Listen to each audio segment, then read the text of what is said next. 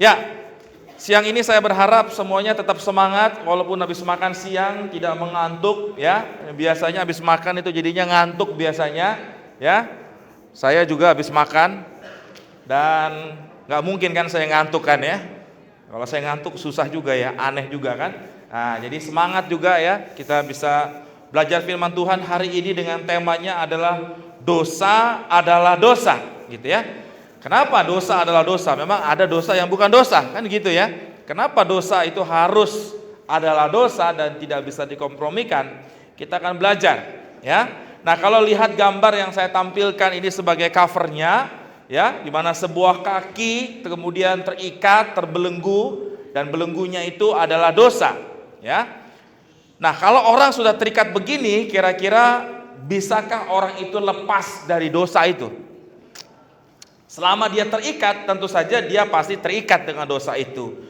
Dia bisa bebas dari dosa itu kalau dia sudah terlepas dari belenggu itu. Betul ya? Nah, sebab itulah kita akan lihat satu ayat sebagai pembuka bagi kita semua. Mari kita lihat di next. Adakah yang bantu saya di belakang? Kalau tidak ada biar saya bolak-balik aja ya. Nah, Yohanes 8 ayat 34, mari kita baca sama-sama ya. Tadi semangat nyanyi, semangat juga baca firman ya. Firman, iman timbul dari pendengaran, pendengaran akan firman. Waktu kita baca, waktu kita ucapkan, itu kita dengar, jadi iman buat kita. Yuk kita baca sama-sama. 1, 2, 3. Kata Yesus kepada mereka, aku berkata kepadamu, sesungguhnya setiap orang yang berbuat dosa adalah hamba dosa. Ya, setiap orang yang berbuat dosa adalah hamba dosa katanya. Nah, kita mau fokus hari ini, kita lihat adalah kata hamba dosa. Nah, setiap orang itu yang sudah berbuat dosa, ada di dalam dosa, maka dia pastinya firman Tuhan katakan dia itu menjadi hamba dosa.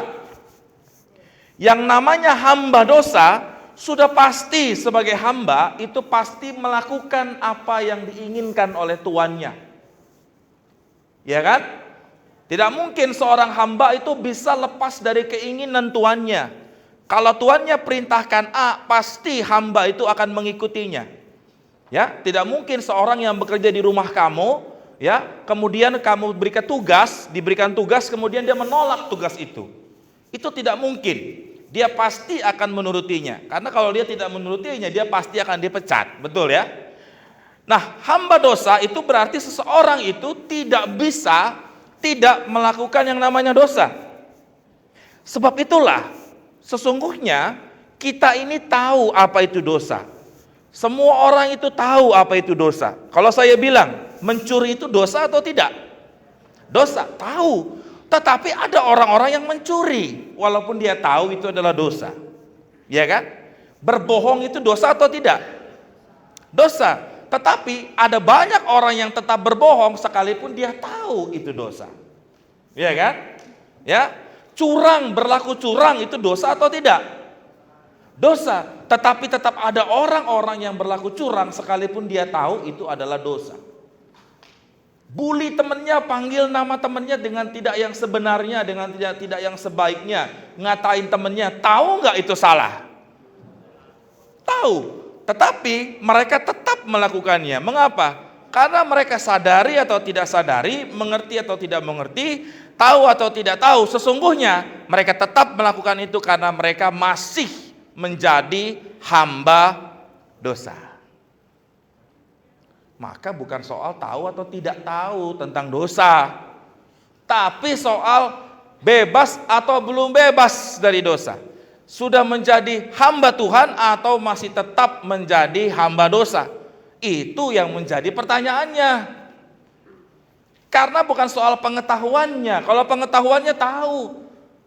Orang agamanya apapun, kepercayaannya apapun, dia tetap tahu yang salah dengan yang tidak salah. Tetap tahu. Tetapi mereka tetap melakukannya. Kenapa? Karena mereka adalah hamba dosa. Tidak bisa tidak melakukan, pasti dosa. Ya. Nah, ada dua orang bersaudara. Ada dua orang bersaudara, ya bersaudara ini orang kaya. Orang kaya. Satu hari meninggallah salah satu saudaranya ini. Adiknya meninggal. Kakaknya ya mengurus semua pemakamannya gitu ya. Nah, pada saat akan ada ibadah terakhir, ibadah penutupan, ya, pemakaman, kakaknya ini datang kepada gembalanya, kepada pendetanya. Pak pendeta, besok saat pemakaman saya minta tolong sama Pak pendeta. Oke, apa?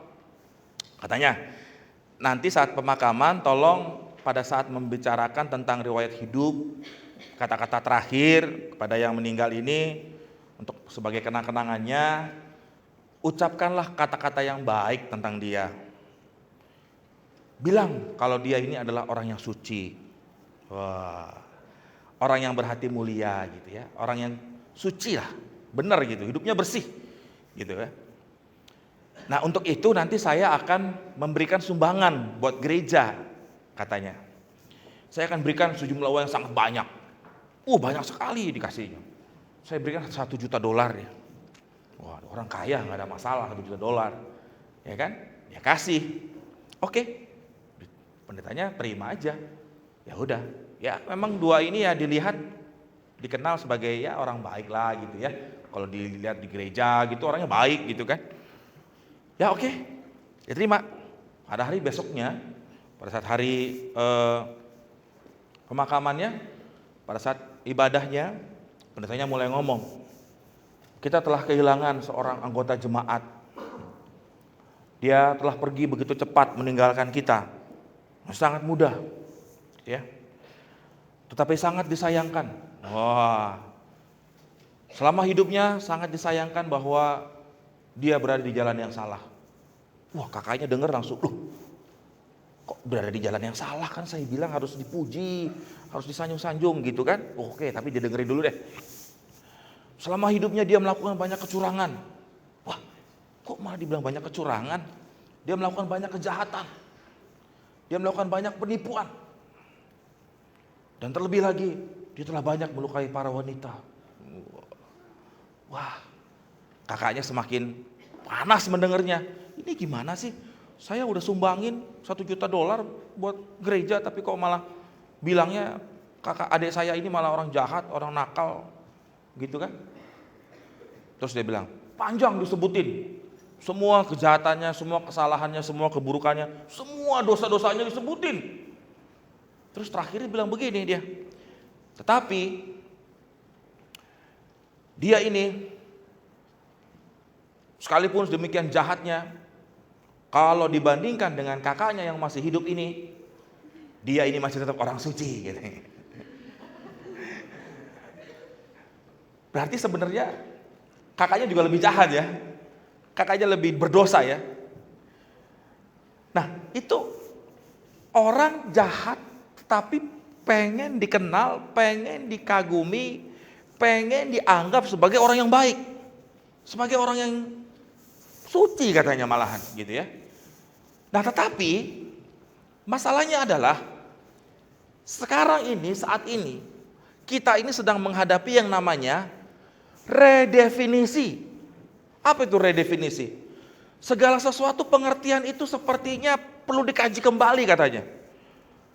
Kalau kita bilang dosa adalah dosa, tapi sepertinya dunia saat ini tidak setuju dengan hal itu. Ya. Padahal apa itu dosa? Coba kita lihat dulu, next. Dosa itu adalah setiap orang yang berbuat dosa itu melanggar juga hukum Allah, sebab dosa ialah pelanggaran terhadap hukum Allah. Jadi dosa itu adalah pelanggaran terhadap hukum Allah. Dosa itu adalah, kalau dari bahasa aslinya, bahasa asli Alkitab itu artinya meleset dari target. Apa yang menjadi target, apa yang menjadi sasaran, apa yang menjadi kehendak Tuhan, apa yang menjadi keinginannya Tuhan, apa yang menjadi maunya Tuhan, dan itu tidak terpenuhi, itu adalah dosa gitu ya. Meleset. Dan hukum Allah itu dilanggar, itu menjadi dosa gitu. Itu sebenarnya definisinya. Tetapi saat ini kita sedang mengalami yang namanya redefinisi. Sehingga sering sekali kita ini jadi tidak tahu lagi apa yang namanya dosa dan mana yang bukan dosa. Contohnya, kita lihat satu orang ini, namanya adalah Bel Nuntita.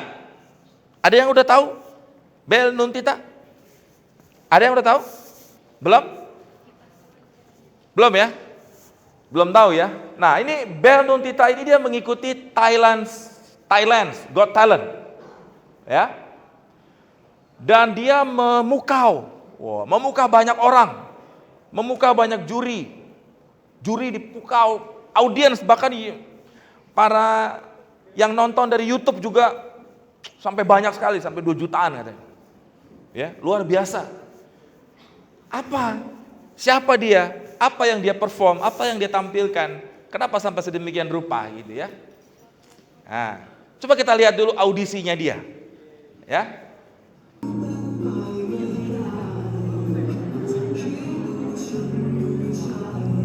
Ya, saya pikir cukup. Ya, bisa yang ingin melihat lebih lengkap bisa di Google saja, bisa dilihat di YouTube ya. Ada switch ya, ada change ya, ada perubahan ya. Apa yang terjadi kemudian? Perubahan suara ya. Suaranya jadi suara apa? Jadi suara cowok ya. Nah, ada aja sih, bisa aja sih. Orang bisa ngikutin suara 2 jenis, bisa aja ya, ada yang bisa ya. Tetapi di sini berbeda karena ini bukan cuma sekedar dia ngikutin suaranya, tapi memang ini adalah seorang yang melakukan transgender. Ya. Dari laki-laki dia menjadi wanita. Dan saya tidak tahu ya kalau orang sudah operasi, 2 laki-laki jadi perempuan bisa dibalikin lagi apa enggak, saya nggak tahu itu. Ya. Nah, tetapi itu yang terjadi. Nah, perhatikan nih dengan baik nih. Apa yang saya maksudkan dengan redefinisi yang sekarang ini sedang ada dalam kehidupan kita. Kalau tadi kita lihat ketika dia perform dengan biasa standar, semua saya yakin pada saat itu ngelihatnya normal, biasa aja. Sepertinya ini ya perempuan gitu ya, nyanyi, suaranya bagus, responnya nggak ada, biasa aja. Pada waktu dia nyanyi waktu sebagai perempuan, suaranya juga bagus, suaranya juga indah, ya kan? Tetapi berbeda ketika dia sudah switch menjadi suara laki-laki. Responnya berbeda loh. Saya tidak tahu kalian setuju apa tidak dengan saya, tapi saya melihat mereka responnya berbeda. Tadinya mereka semuanya berdiam diri saja, tapi ketika suaranya berubah, switch menjadi laki-laki, dan penonton semuanya support. Ya enggak? Penonton semuanya support, berdiri, ikut bernyanyi, ikut melambai-lambai, dan jurinya juga disorot meresponi gitu loh. Tersenyum, tertawa, dan kalau kita lanjutkan, komentar-komentarnya semua juga positif. Komentar-komentarnya baik, dan dia lolos. Ini audisi 2011, saya nggak tahu dia akhirnya menangkan atau tidak. Ya, Thailand Got Talent itu, ya, saya tidak tahu. Gitu. Tetapi sepertinya kalau ya saya sempat ngelihat-lihat ya sebelum saya bagikan ini, saya sempat lihat-lihat Facebooknya ya, dia banyak ada tampil di mana gitu. Facebooknya saya lihat gitu. Semua saya juga nggak ngerti kan tulisannya Thailand semua ya, nggak ngerti bahasanya gitu. Paling lihat video, oh dia perform di sini, dia perform di sini. Nah, apa yang saya mau bilang di sini, perhatikan bahwa semua orang tahu yang namanya laki-laki ya haruslah menjadi laki-laki, betul? Dan itu yang Tuhan mau juga dalam hidup kita. Hukumnya Tuhan dilanggar itu dosa katanya. Nah, kalau seorang diciptakan oleh Tuhan sebagai laki-laki, maka pastinya Tuhan memang mau dia jadi laki-laki, ya enggak? Tuhan itu bukan Tuhan yang salah. Dia laki-laki, tapi dia merasa jadi perempuan. Berarti dia mau berubah jadi perempuan. Kalau begitu berarti Tuhan salah dong. Ya enggak? Tapi Tuhan itu bukan Tuhan yang salah. Yang salah itu manusianya. Dia diciptakan laki-laki, dia harus tetap dia laki-laki. Nah, kemudian apa yang terjadi? Melihat kondisi ini, kita melihat bahwa mereka semua menerima. Ya enggak? Menerima, meresponi secara positif, meresponi secara baik. Mengapa? Karena saya juga percaya bahwa hal itu sudah terpengaruh oleh komunitas yang sudah global ini. Saat ini, transgender seperti ini, yang jadi artis, itu bukan hanya yang tadi di Thailand.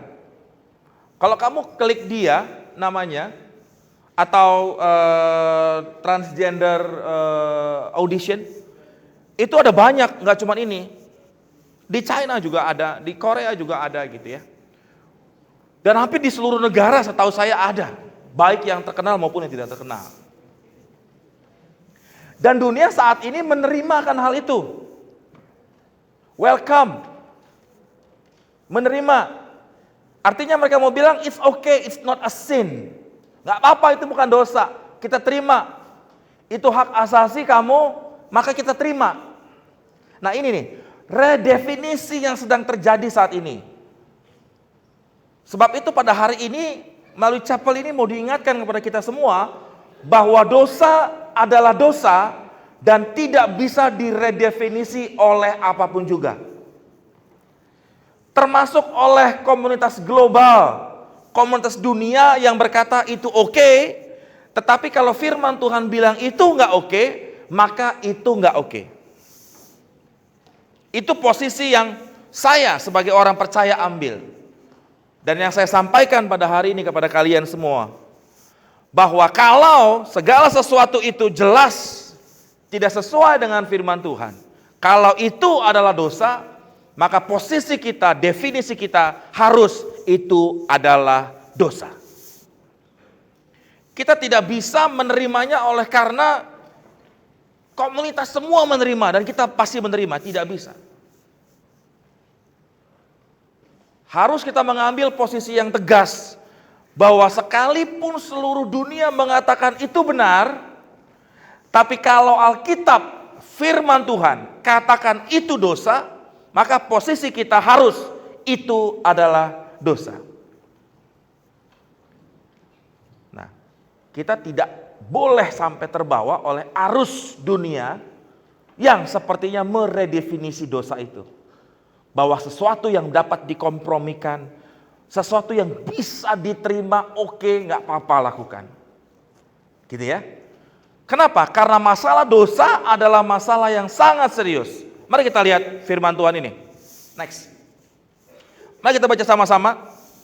Roma 6 ayat 23. 1, 2, 3. Sebab upah dosa ialah maut, tetapi karunia Allah ialah hidup yang kekal dalam Kristus Yesus Tuhan kita. Masalah dosa adalah masalah yang serius. Karena upahnya jelas.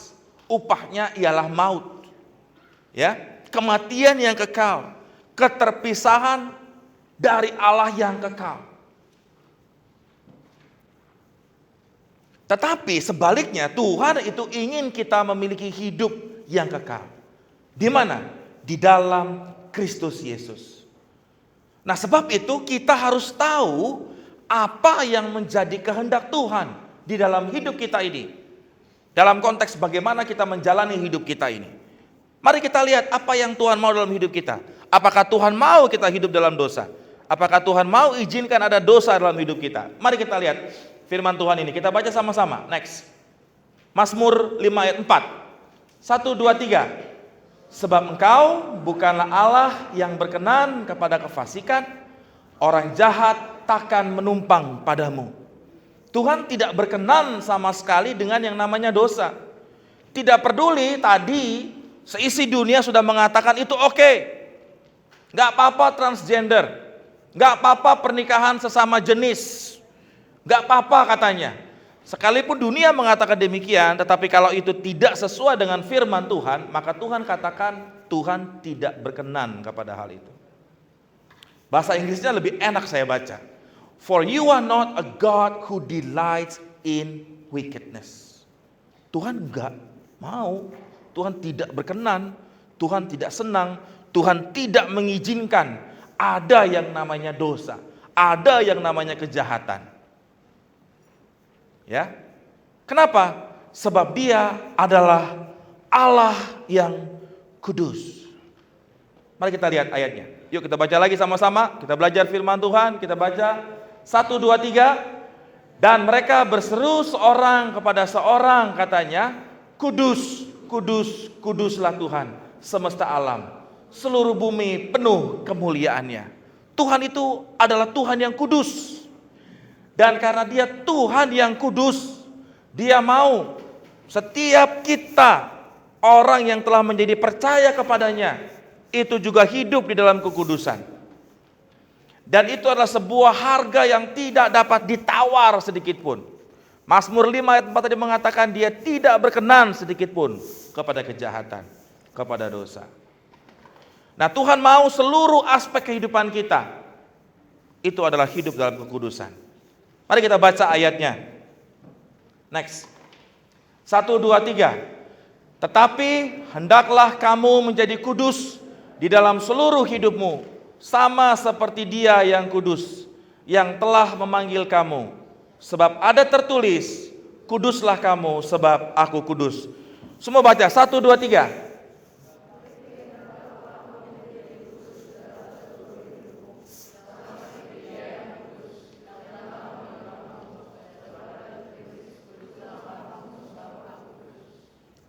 Tuhan mau supaya seluruh hidup kita, seluruh. Artinya tidak ada dalam aspek kehidupan kita ini di mana kita bisa izinkan, kita bisa toleransikan sesuatu yang tidak kudus dalam hidup kita. Sesuatu yang jahat, sesuatu yang berdosa di hadapan Tuhan. Karena seluruh hidup kita Tuhan mau itu kudus. Dan kenapa kita kudus? Katanya sebab aku kudus. Artinya standar kekudusan, penilaian kudus atau tidak kudus itu ada di dalam Tuhan sendiri. Bukan sekali lagi apa yang dikatakan oleh dunia ini. Ya. Nah, mungkin kalian pernah juga mendengar istilah ini ya, bahwa God loves the sinners. Tuhan mengasihi orang-orang berdosa. Saya bilang bahwa kalimat itu tidak sepenuhnya benar. Mengapa? Kalimat itu kalau tidak dengan penjelasan yang benar, maka itu memberikan pengertian yang sangat berbahaya sekali. Bahwa seolah-olah Tuhan mengasihi pendosa berarti ya seorang yang berdosa ya teruslah berdosa, tidak apa-apa, Tuhan tetap sayang kok sama kamu. Tidak. Tuhan mau setiap orang yang sudah diselamatkan, yang sudah percaya kepadanya, itu tidak lagi hidup di dalam dosa. Seperti satu kisah ini ya, satu kisah seorang perempuan, seorang wanita yang tertangkap berzina. Apa yang Tuhan katakan, apa yang Tuhan perintahkan kepada dia? Next Pak, diklik Pak. Go and sin no more. Tuhan menyatakan dengan sangat jelas apa yang dia inginkan. Dia mengasihi wanita itu, ya. Dan tetapi Tuhan mengatakan bahwa go and sin no more. Pergi dan jangan berbuat dosa lagi. Nah, berbahaya sekali kalau kita punya pemahaman seperti yang tadi saya katakan, God loves sinner dalam pengertian ya sudah, saya tetap dikasih Tuhan kok walaupun saya orang berdosa, saya berbuat dosa aja terus. No. Ya Tuhan mengasihi, Tuhan mau orang-orang yang berdosa itu datang bertobat. Tetapi bukan kemudian untuk hidup terus di dalam dosa. Tuhan jelas sekali perintahnya, go and sin no more. Tuhan jelas sekali perintahnya, kuduslah kamu sebab aku ini kudus. Nah, orang-orang itu yang mau mendakwa itu, mau melempari itu, ketika Tuhan katakan siapa yang tidak ada dosa, ayo yang pertama melempar.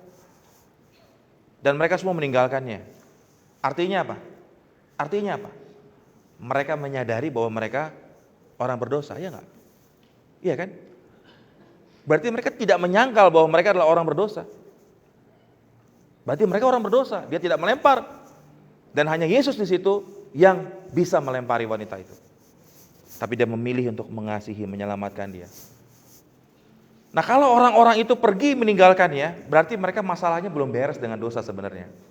Iya kan? Tapi perempuan itu tetap ada di hadapan Tuhan dan sampai akhirnya Tuhan bilang go and sin no more. Nah, saat ini ada satu pengajaran tadi yang saya katakan tadi itu. Bahwa gak apa-apa, kamu sebagai orang percaya sudah ditebus, kamu gak apa-apa hidup dalam dosa, tidak perlu bertobat, tidak perlu minta ampun, tetap saja kamu tetap selamat kok. Nggak apa-apa, berdosa aja. Wah, itu kacau banget itu. Ya nggak? Karena firman Tuhan tadi katakan kita sudah baca bahwa kudus. Hendaklah kamu seluruh hidupmu itu kudus. Kenapa? Sebab aku adalah kudus. Ya? Itu adalah kehendak Tuhan bagi kita. Nah, apakah kita perlu tahu list dosa yang sedang kita alami, yang sedang kita gumuli, supaya kita menolong kita untuk bisa hidup kudus di hadapan Tuhan? Apa kita perlu tahu? Sedikit banyak ya perlu kita tahu. Jadi kita mengerti nih area mana kelemahan-kelemahan kita. Ya kan? Area mana kelemahan-kelemahan kita. Tetapi itu bukan jadi solusi utama untuk kita bisa hidup bebas daripada dosa. Tetapi itu langkah awal untuk menolong kita. Nanti di akhir kita akan lihat bagaimana solusinya untuk kita bisa bebas daripada dosa ini. Nah, tetapi mari coba kita lihat dulu hal-hal yang mungkin menjadi pergumulan kalian. Apakah ini menjadi pergumulan kalian di dalam mengikuti Tuhan sebagai orang percaya? Apakah kalian bergumul di area ini sehingga kalian jatuh bangun di area ini atau tidak? Ya, coba kita lihat beberapa contohnya. Misalnya adalah ini. Apa ini? Latte ya, kopi latte ya. Suka terlambat.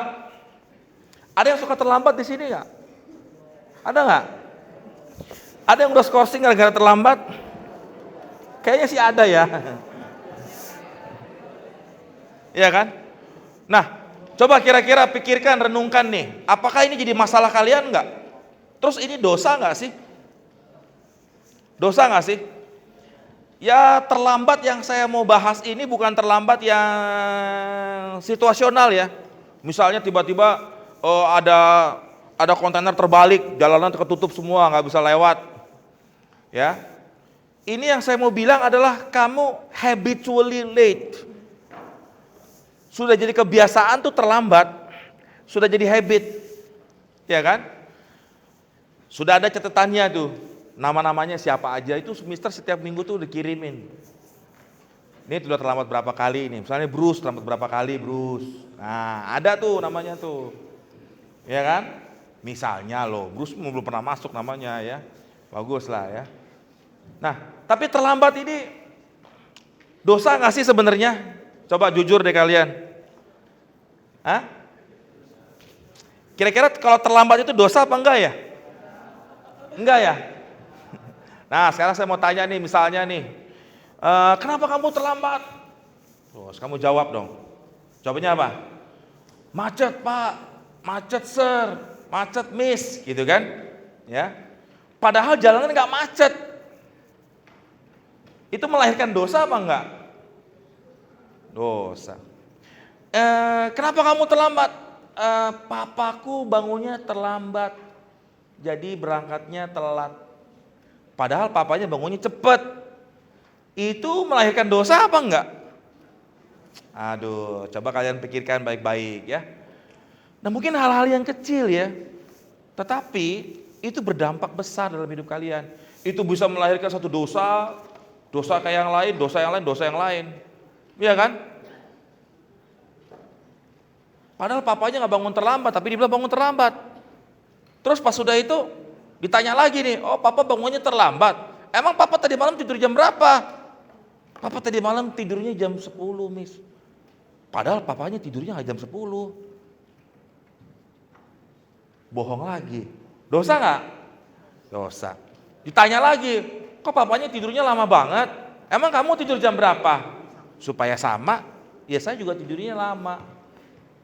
Ditanya lagi, kamu kenapa tidurnya lama? Ngerjain tugas miss. Padahal nggak ngerjain tugas. Ditanya lagi, kamu tugas apa kerjainnya? Tugas matematika, miss.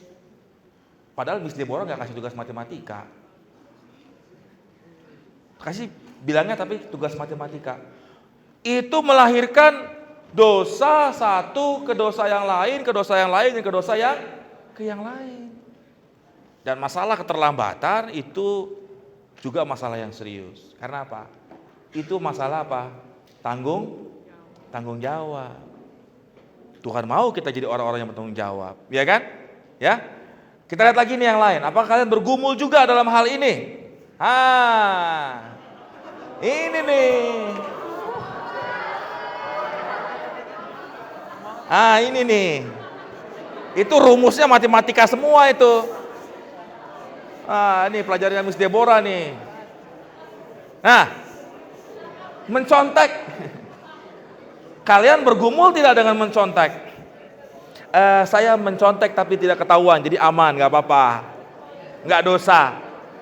Saya mau tanya, kalau kamu mencontek gak ketahuan, dosa apa enggak? Kenapa? Karena Tuhan tahu nggak kamu contek? Tahu, aneh ya, udah tahu Tuhan pasti tahu tapi tetap mencontek ya.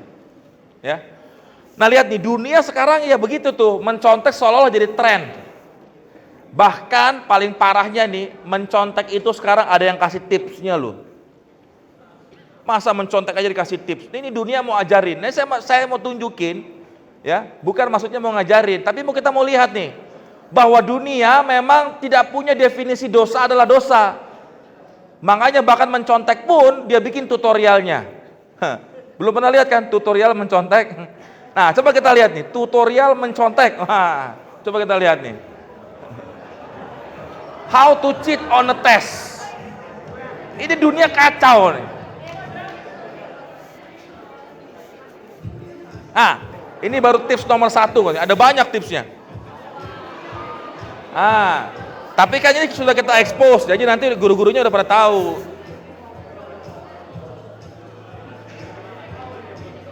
Itu rumusnya tuh, matematika tuh. Nggak tahu nih matematika kelas berapa ini.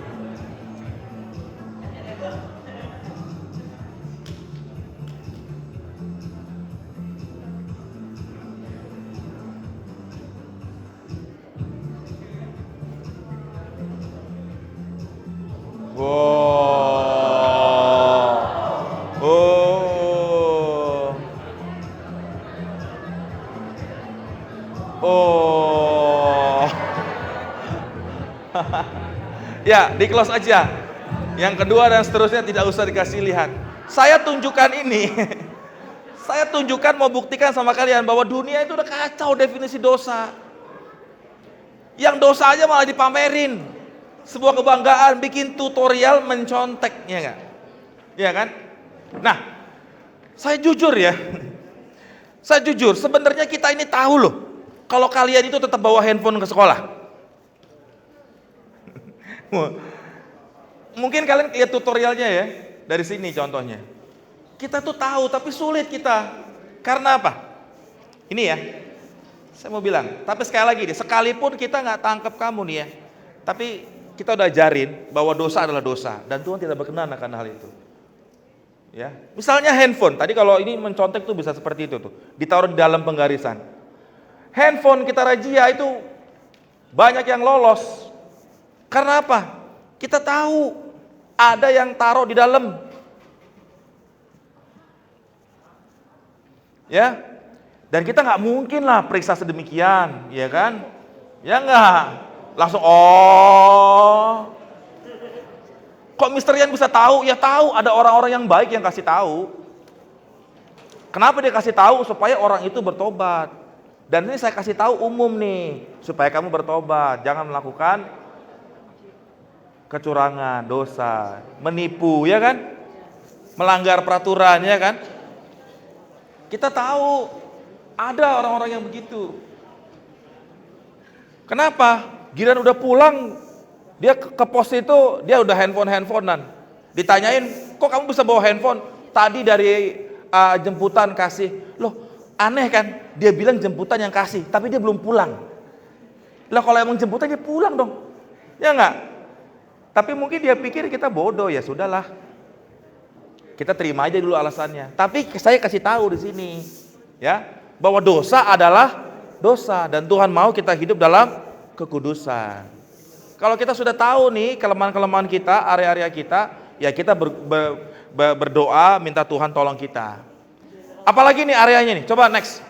Misalnya nih, lanjut aja. Nah ini nih, bullying.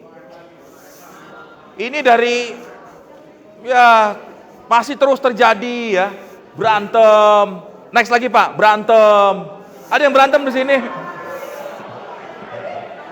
Hah?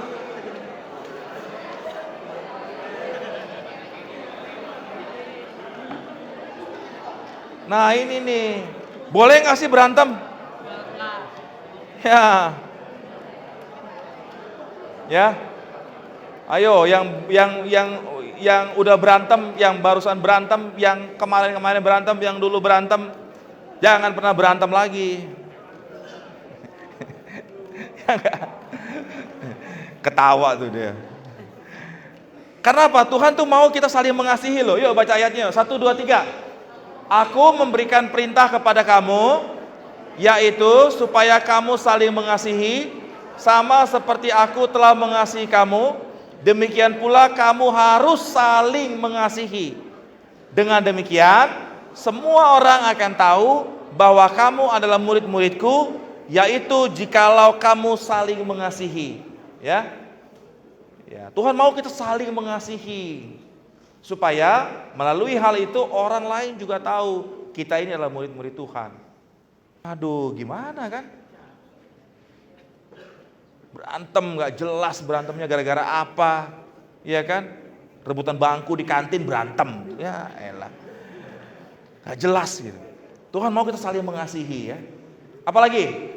Apa kalian bergumul dengan hal ini?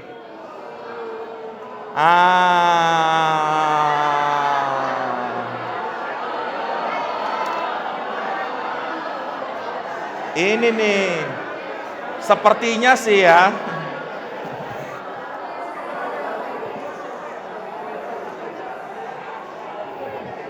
Ayo.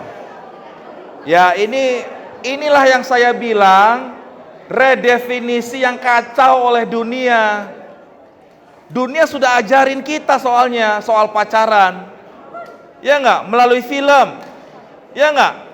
Melalui film tuh diajarin kita. SD, filmnya ceritanya anak SD, tapi anak SD-nya pacaran. Parah kan? Ceritanya anak SMP, sahabat, tapi pacaran juga. SMA, ganteng-ganteng serigala, pacaran. Lebih parah, manusia pacaran sama serigala. Halo? Ya enggak? Itulah makanya kita jadi ikut-ikutan dengan itu. Kenapa? Dunia lakukan itu, kita lakukan itu. Padahal Tuhan mau kita tidak boleh sama dengan dunia ini. Ya kan? Tapi pacaran itu dosa apa enggak sih? Pacarannya sih enggak dosa. Betul. Ya, saya enggak bilang pacaran itu dosa. Tapi apa yang dosa? Apa? Nah, betul. Apa yang mungkin terjadi selama kamu pacaran, itulah yang bisa mendorong kamu untuk berbuat dosa. Tadi saya udah bilang ya,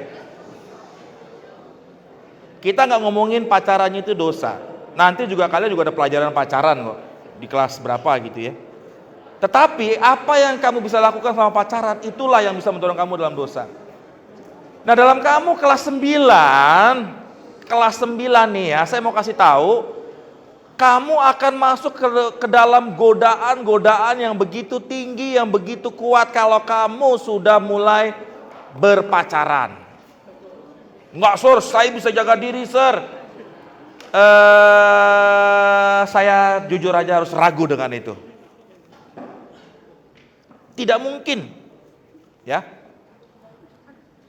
Kalau memang mau pacaran nih kelas 9, saya mau tanya nih. Kayaknya pacaran kelas 9, mau nikahnya kapan? Setahun lagi, 2 tahun lagi, 5 tahun lagi? Enggak kan? Masih lama kan? Minimal kuliah dulu, kerja dulu, ya enggak? Sedih banget. Kuliah, baru lulus kuliah, nikah. Sayang kan? Ya. Nah, oke, dengar dengan baik. Sekali lagi, halo, apa yang mungkin bisa terjadi selama berpacaran itu akan menjadi tantangan yang besar bagi kamu untuk hidup kudus. Itu pasti. Itu pasti. Itu tantangan yang sangat berat. Lebih baik menjauh dari pencobaan-pencobaan yang begitu. Lanjut, apalagi? Pornografi.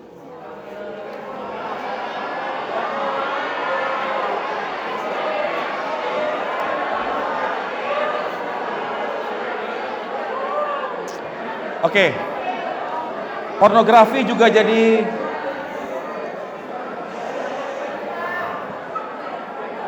halo? Ini pornografi bukan hanya masalah cowok ya. Ini cewek juga bisa punya masalah.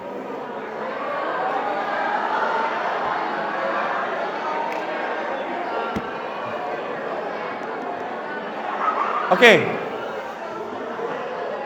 Lihat, ini satu survei aja di Amerika ya, di mana seks itu katanya number one topic search on the internet. Nah ini related dengan pacaran tadi. Ini akan jadi tantangan kamu, godaan kamu yang terbesar. Padahal yang Tuhan mau adalah kita hidup di dalam kekudusan. Oke?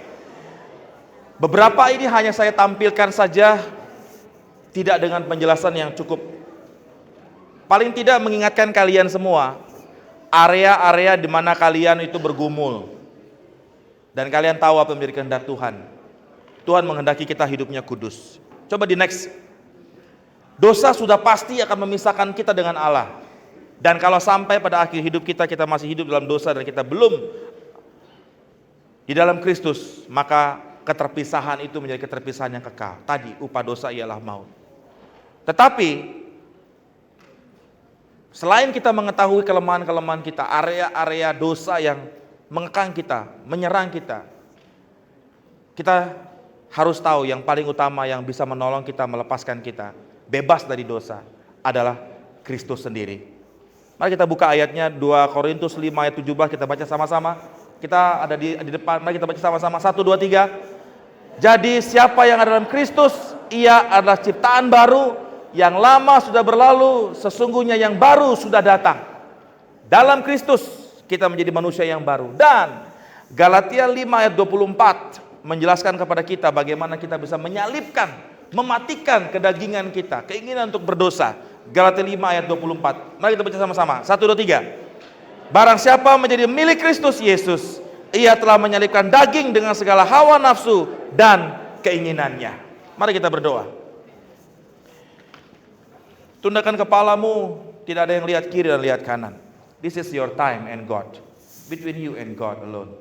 Kamu sudah dengar firman Tuhan bahwa Tuhan berkata, hendaklah kamu kudus, sebab aku kudus. Dan Tuhan mau kamu hidup kudus seluruh aspek kehidupanmu. Bukan satu area, dua area, tapi seluruhnya. Dan kamu sudah tahu beberapa yang sudah disampaikan. Mungkin ada area-area yang kamu tahu kamu masih bergumul untuk hidup kudus. Apapun area-area itu, kalau saat ini engkau mengingatnya, baik itu area pornografikah, berpacaran yang tidak benarkah, dalam pertemanan berantemkah, berkelahikah, bullyingkah, apapun area-area yang kamu tahu kamu tidak hidup kudus di dalamnya, maka saat ini datang kepada Tuhan. Di dalam Kristus engkau menjadi ciptaan yang baru. Dalam Kristus Tuhan menolong engkau untuk engkau bisa hidup benar, tidak mengikuti keinginan dagingmu lagi. Berdoa kepada Tuhan, minta ampun sama Tuhan, sebab upah dosa ialah maut. Keterpisahan dengan Allah yang kekal itu yang paling mengerikan. Tetapi karunia Kristus adalah hidup yang kekal. Siang hari ini minta ampun sama Tuhan. Spesifik sama Tuhan, sebutkan dosa yang kamu terus bergumul di dalamnya. Hari ini kamu tahu dosa adalah dosa dan Tuhan tidak ingin ada kompromi dengan dosa. Berdoa minta ampun sama Tuhan dan minta pimpinan Tuhan, pertolongan Tuhan agar sejak hari ini kamu benar-benar dipimpin Tuhan untuk hidup kudus. Sebab dosa adalah dosa dan Tuhan tidak berkenan atasnya. Tuhan, engkau mendengarkan anak-anakmu yang berdoa, berseru kepada Tuhan. Tuhan setia dan adil mengampuni setiap orang yang datang bertobat, meminta ampun atas segala dosa. Demikian Tuhan kami percaya Tuhan, kami diampuni dari segala dosa kami. Seperti kepada perempuan itu engkau berkata, pergi dan jangan berbuat dosa lagi. Demikian Tuhan, sejak hari ini Sejak saat ini kami mau pergi, melanjutkan kehidupan kami, melayani Tuhan, menyenangkan Tuhan dengan tidak berdosa lagi ya Tuhan. Dan kami mohon Tuhan yang memimpin kami agar kami dapat menyalipkan segala kedagingan, hawa nafsu, dosa kami ya Tuhan. Kami mau dipimpin oleh Roh Kudus sejak hari ini, sehingga kami hidup untuk memuliakan Tuhan. Kami mau hidup kudus, sebab Engkau adalah Allah yang kudus. Terima kasih Bapa di sorga, di dalam nama Tuhan Yesus kami berdoa. Amin.